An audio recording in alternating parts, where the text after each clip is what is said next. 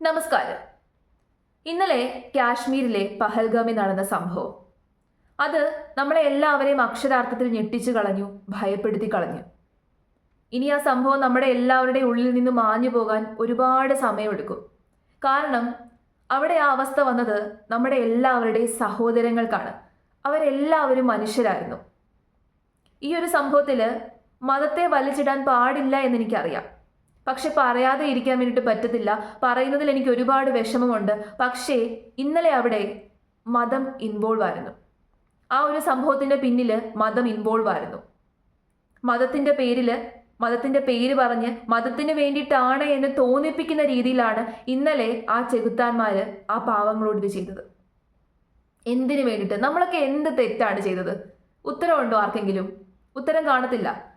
അല്ലെന്നുണ്ടെങ്കിൽ ഇന്നലെ അവിടെ ഉണ്ടായിരുന്ന ആ പാവപ്പെട്ട മനുഷ്യർ അവരെന്ത് തെറ്റാണ് ചെയ്തത്? അവർ ജനിച്ചു പോയതാണോ അവർ ചെയ്ത തെറ്റ്? അതല്ലെന്നുണ്ടെങ്കിൽ ഏതെങ്കിലും ഒരു മതത്തിൽ വിശ്വസിച്ചതാണോ അവർ ചെയ്ത തെറ്റ്?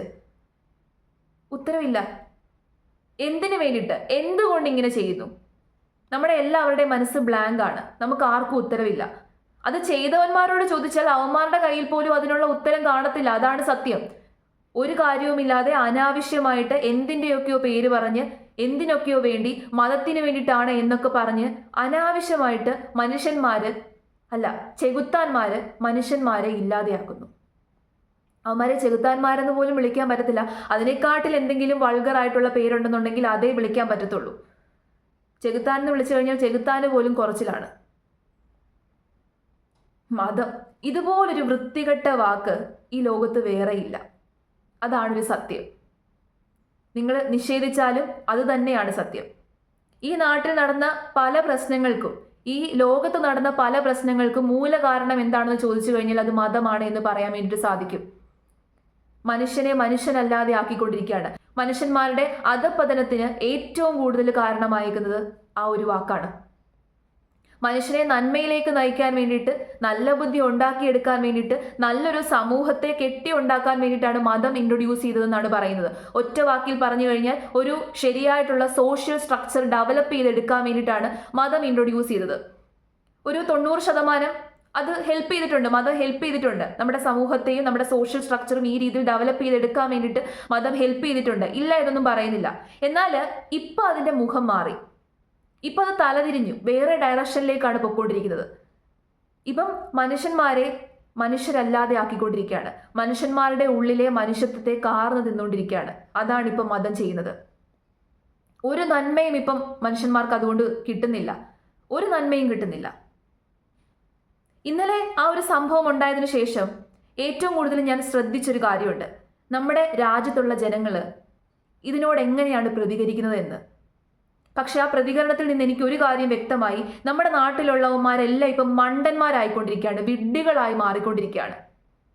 എനിക്ക് നിങ്ങളോടെല്ലാം ചോദിക്കാനുള്ളത്, ഇന്നലെ ആ പരിപാടി അവിടെ കാണിച്ചവന്മാരുടെ ലക്ഷ്യം എന്താണ് എന്നുള്ളത് നിങ്ങൾ ആരെങ്കിലും ചിന്തിച്ചിട്ടുണ്ടോ? ഒന്ന് ചിന്തിച്ചു കഴിഞ്ഞാൽ നമുക്ക് എല്ലാവർക്കും മനസ്സിലാവും എന്താണ് അവരുടെ ലക്ഷ്യം, എന്തിനു വേണ്ടിയിട്ടാണ് അവർ ഈ പരിപാടി കാണിച്ചത്. ഇന്നലെ അവിടെ എന്താണ് സംഭവിച്ചത്? അവിടെ ഉണ്ടായിരുന്ന സഞ്ചാരികളുടെ ഇടയിലേക്ക് ഒരു പറ്റം ആൾക്കാർ ഇറങ്ങിച്ചെന്നു, ചെന്നായ്ക്കൾ. എന്നിട്ട് അവിടെ ഉണ്ടായിരുന്ന ആൾക്കാരോടൊക്കെ തന്നെ പേര് ചോദിച്ചു. പേരിലൂടെ നമുക്ക് മതം ഏതാണെന്നുള്ളത് മനസ്സിലാക്കാൻ പറ്റും. പേര് ചോദിച്ച് ഉറപ്പ് വരുത്തിയതിനു ശേഷമാണ് അവന്മാർ ആ പരിപാടി കാണിച്ചത്. രക്ഷപ്പെടാൻ വേണ്ടിയിട്ട് പേര് തെറ്റിച്ച് പറഞ്ഞ് ആൾക്കാരോടൊക്കെ തന്നെ ട്രൗസർ ഊരാൻ പറഞ്ഞു. അല്ലെന്നുണ്ടെങ്കിൽ അവരുടെയൊക്കെ പാൻറ് അഴിച്ചു നോക്കി. എന്നിട്ടാണ് അവന്മാർ ഇങ്ങനെ ചെയ്തത്. നമ്മളെല്ലാവരും ഇന്നലെ വിഷമത്തോടു കൂടി നോക്കിയ ഒരു ഇമേജ് ഉണ്ട്. ഒരു പെൺകുട്ടി, ആ പെൺകുട്ടി ഭർത്താവിൻ്റെ അടുത്തിരിക്കുകയാണ്. കല്യാണം കഴിഞ്ഞതേ ഉള്ളൂ, ഹണിമൂണിന് പോയതാണ്. ഭർത്താവ് പോയി, ഇനി അവൾ മാത്രമേ ഉള്ളൂ, ഒറ്റയ്ക്കാണ്. അവളുടെ ആ സൈലൻസ് നമ്മളെ എല്ലാവരെയും വേദനിപ്പിച്ചു, വിഷമിപ്പിച്ചു. അവളോട് എന്ത് ഉത്തരം പറയണമെന്ന് നമുക്ക് അറിയത്തില്ല. അതുകൂടാതെ തന്നെ ഇന്നലെ വാർത്ത കണ്ടപ്പോൾ ഞാൻ വേറൊരു സ്ത്രീയെയും കണ്ടു. അവർക്കൊരു 40-45 വയസ്സുണ്ട്. ഹിന്ദിക്കാരിയാണ്. ഏത് സ്റ്റേറ്റുകാരിയാണെന്ന് എനിക്ക് അറിയില്ല. പക്ഷേ നമ്മളുടെ സഹോദരിയാണല്ലോ. അപ്പോൾ ആ സ്ത്രീ അവർ പറയുവാണ്, അവർ ഭയങ്കരമായിട്ട് കരഞ്ഞുകൊണ്ടാണ് പറയുന്നത്, ഇങ്ങനെ ഒരു സംഭവം നടന്നു, ഇവന്മാര് ആ സ്ത്രീയുടെ ഭർത്താവിനെ തീർത്തു. അപ്പൊ അവന്മാരോട് ആ സ്ത്രീ പറഞ്ഞു, എന്നെ മാത്രം ബാക്കി വെക്കണ്ട, എന്നെയും കൂടി നിങ്ങൾ എടുത്തോ. അന്നേരം അവന്മാര് ആ സ്ത്രീയോട് പറഞ്ഞ എന്താണെന്നറിയാമോ? നിങ്ങൾ പോയി നിങ്ങളുടെ മോദിയോട് പറയാൻ. നരേന്ദ്രമോദി എന്ന് പറയുന്ന വ്യക്തി ഇപ്പൊ നമുക്ക് ആരാണ്? പ്രധാനമന്ത്രിയാണ്. രാഷ്ട്രീയമെല്ലാം മാറ്റിവെക്കാം. ഇപ്പൊ നമ്മുടെ പ്രധാനമന്ത്രിയാണ് അദ്ദേഹം. ഈ രാജ്യത്തിന്റെ പ്രധാനമന്ത്രിയാണ്, ഇന്ത്യയുടെ പ്രധാനമന്ത്രിയാണ്. അപ്പൊ ഇന്ത്യയുടെ പ്രധാനമന്ത്രിയോട് നീ പോയി ഇത് പറയുന്നതിലൂടെ അവന്മാർ എന്താണ് ലക്ഷ്യമിടുന്നത്? നമ്മുടെ രാജ്യത്തിന് തന്നെ അവന്മാർ ഒരു സന്ദേശം തരുവാണ്, ഒരു മെസ്സേജ് തരുവാണ്. ആ സന്ദേശത്തിലൂടെ അവന്മാർ എന്താണ് ഉദ്ദേശിക്കുന്നതെന്ന് അറിയാമോ? ഈ നാട്ടിലുള്ള ഹിന്ദുക്കളെയും കൊണ്ട് ഈ നാട്ടിലുള്ള മുസ്ലിങ്ങളുടെ മുകളിലേക്ക് പഴിചാരിക്കണം, മുസ്ലിങ്ങളെയും കൊണ്ട് ഹിന്ദുക്കളുടെ മുകളിലേക്ക് പഴിചാരിക്കണം. പിന്നെ രാഷ്ട്രീയക്കാരെയും കൊണ്ട്, ഒരു രാഷ്ട്രീയ ആൾക്കാരെയും കൊണ്ട് മറ്റ് രാഷ്ട്രീയ പാർട്ടിയിലുള്ള ആൾക്കാരുടെ മുകളിലേക്ക് പഴിചാരിക്കണം. അങ്ങനെ ഈ നാടിനെ 4 ചേരിയായിട്ട് തിരിക്കണം. ഈ സംഭവം നടന്ന് മിനിറ്റുകൾക്കുള്ളിൽ തന്നെ അവന്മാരുടെ ആ ലക്ഷ്യം സാധിച്ചു. ഈ വാർത്ത അറിഞ്ഞ് എല്ലാവരും സോഷ്യൽ മീഡിയയിലേക്ക് അങ്ങ് കയറി, യൂട്യൂബിലേക്കും ഇൻസ്റ്റഗ്രാമിലേക്കും ഫേസ്ബുക്കിലേക്കും കയറി. എന്നിട്ട് ഈ വാർത്തകളുടെ ഒക്കെ അടിയിൽ കമന്റ് ഇടുന്നത് നിങ്ങൾ കാണണം. ഈ കമന്റുകളിൽ നിന്ന് വ്യക്തമാണ് അവന്മാർ എന്താണോ ഉദ്ദേശിച്ചത് അത് നടന്നു. പരസ്പരം അങ്ങോട്ടും ഇങ്ങോട്ടും പഴിചാരുകയാണ്, പരസ്പരം അങ്ങോട്ടും ഇങ്ങോട്ടും പോരടിക്കുകയാണ്. എന്തിൻ്റെയൊക്കെ പേരിൽ? മതത്തിന്റെ പേരിലും രാഷ്ട്രീയത്തിന്റെ പേരിലും. സത്യത്തിൽ അതാണോ നമ്മൾ ചെയ്യേണ്ടത്? ഇത് നമ്മുടെ രാജ്യത്തിനേറ്റൊരു അടിയാണ്. അവരെല്ലാവരും നമ്മളുടെ സഹോദരങ്ങളാണ്, നമ്മളുടെ സഹോദരങ്ങളാണ്.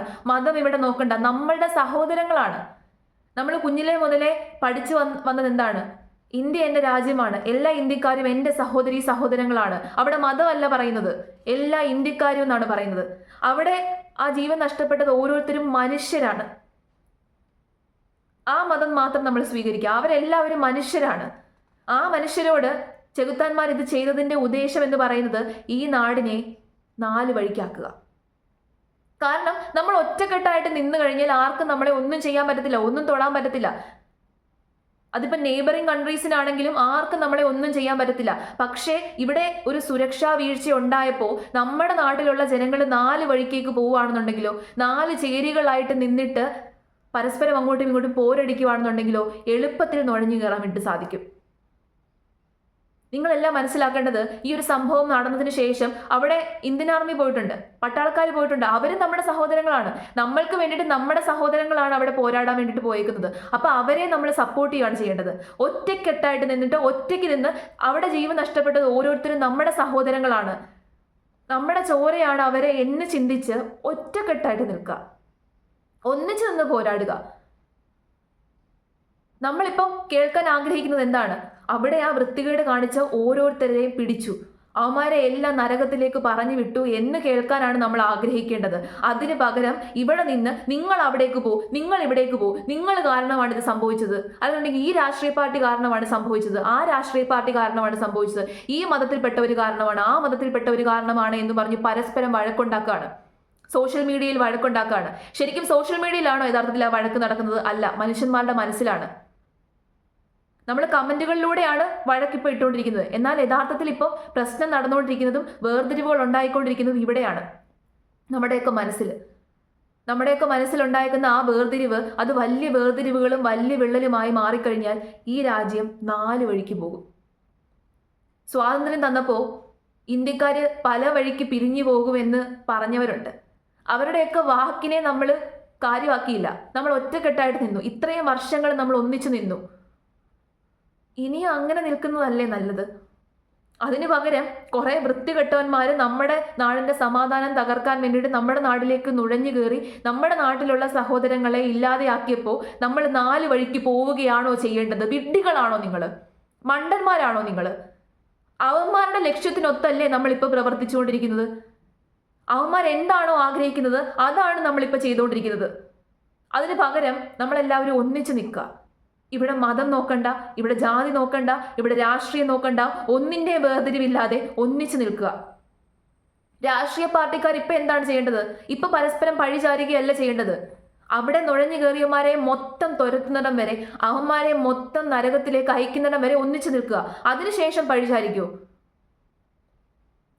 അതിനുശേഷം പറ സുരക്ഷാ വീഴ്ച വന്നത് ഈ പാർട്ടിക്കാരുടെ കുഴപ്പം കൊണ്ടാണ്, ഇപ്പൊ ഭരിക്കുന്ന പാർട്ടിക്കാരുടെ കുഴപ്പം കൊണ്ടാണ്. അതിനുശേഷം മാത്രം സമാധാനം വീണ്ടും പുനഃസ്ഥാപിച്ചതിന് ശേഷം മാത്രം പഴിചാരുക. ഒന്നിച്ച് നിൽക്കുക. എന്നെങ്കിൽ മാത്രമേ നമുക്കൊക്കെ ജീവിക്കാൻ വരത്തുള്ളൂ. എങ്കിലേ ഈ നാട്ടിലെ സമാധാനം നിലനിൽക്കത്തുള്ളൂ. പരസ്പരമുള്ള ബഹുമാനം ഇല്ലാതെയാക്കാൻ വേണ്ടിയിട്ടാണ് ഇന്നലെ അവന്മാരത് ചെയ്തത്. അവന്മാരുടെ അതേ പാതയിലാണ് ഈ നാട്ടിലുള്ള പല മണ്ടന്മാരും പൊയ്ക്കൊണ്ടിരിക്കുന്നത്. വിഡ്ഢികളാകാതിരിക്കുക, മണ്ടന്മാരാകാതിരിക്കുക, അവന്മാരുടെ ലക്ഷ്യത്തിനൊത്ത് പ്രവർത്തിക്കാതിരിക്കുക. ഈ രാജ്യത്തിന് വേണ്ടിയിട്ട്, നമ്മുടെ സഹോദരങ്ങൾക്ക് വേണ്ടിയിട്ട് നമുക്ക് ഒന്നിച്ചു നിൽക്കാം.